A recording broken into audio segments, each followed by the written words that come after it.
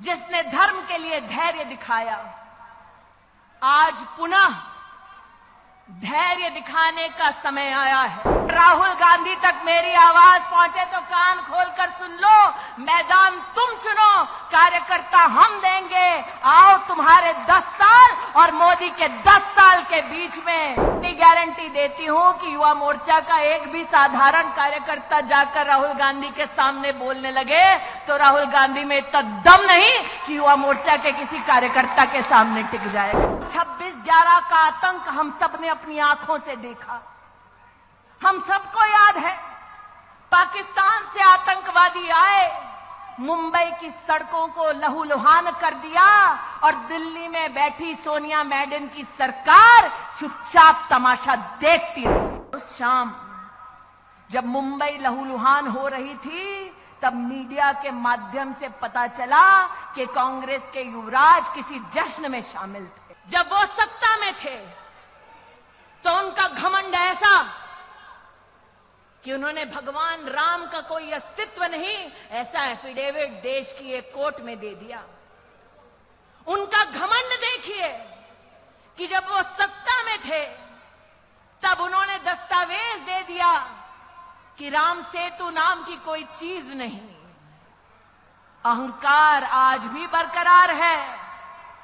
जब रामलला का भव्य मंदिर निर्मित हो रहा था, जब प्राण प्रतिष्ठा समारोह के लिए उनको भी आमंत्रित किया गया, अहंकार देखिए, उन्होंने आमंत्रण को ठुकरा दिया। देवेंद्र भाई, रस्सी जल गई, बल नहीं गया। इसलिए आज आप सबसे कहती हूं कि हर राम भक्त ने, जिसने धर्म के लिए धैर्य दिखाया, आज पुनः धैर्य दिखाने का समय आया है।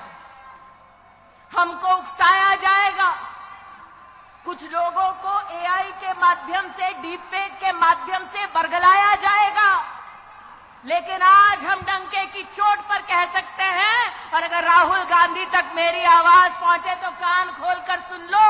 मैदान तुम चुनो, कार्यकर्ता हम देंगे। आओ तुम्हारे 10 साल और मोदी के 10 साल के बीच में क्या फर्क है, इस पे चर्चा हो जाए। मैं नहीं कहती मैं जाऊंगी चर्चा के लिए, तब पक्का नहीं आएंगे तेजस्वी, लेकिन इतनी गारंटी देती हूं कि युवा मोर्चा का एक भी साधारण कार्यकर्ता जाकर राहुल गांधी के सामने बोलने लगे तो राहुल गांधी में इतना दम नहीं कि युवा मोर्चा के किसी कार्यकर्ता के सामने टिक जाएगा।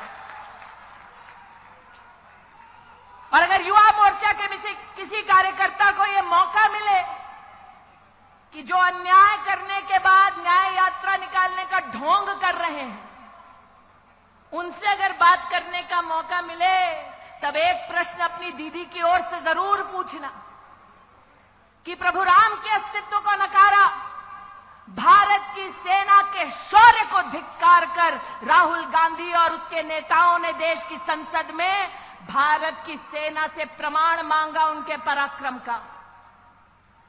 मैं उस महाराष्ट्र में काम कर चुकी हूं जहां पर 26/11 का आतंक हम सबने अपनी आंखों से देखा। हम सबको याद है, पाकिस्तान से आतंकवादी आए, मुंबई की सड़कों को लहूलुहान कर दिया और दिल्ली में बैठी सोनिया मैडम की सरकार चुपचाप तमाशा देखती रही। हम सब महाराष्ट्र में इस बात के साक्षी हैं। नितिन जी को याद होगा, गृह मंत्री को उस वक्त कांग्रेस की सरकार में कपड़े बदलने से और प्रेस कॉन्फ्रेंस करने से फुर्सत नहीं मिल रही थी और यहां पर जनता त्राहिमाम कर रही थी कि किसी को तो भेजो ताकि हमारी रक्षा हो सके। और उस शाम जब मुंबई लहूलुहान हो रही थी, तब मीडिया के माध्यम से पता चला कि कांग्रेस के युवराज किसी जश्न में शामिल थे। वो व्यक्ति जो मुंबई जब लहूलुहान हो रही थी जश्न में शामिल थे, वो भारत की सेना से उनके पराक्रम का तब प्रमाण मानते हैं जब भारत की वायु सेना पाकिस्तान में आसमान चीरते हुए आतंकवादी कैंप्स को ढेर करती है। आज चाहती हूं उनसे पूछा जाए कि क्या यह संभव था जब कांग्रेस की सत्ता थी कि विंग कमांडर अभिनंदन को भारत की सरहद पर पाकिस्तान हाथ जोड़ते हुए वापस छोड़कर जाए? अरे ये 56 इंच की छाती वाला है जिसने 56 घंटे में विंग कमांडर अभिनंदन को भेजा।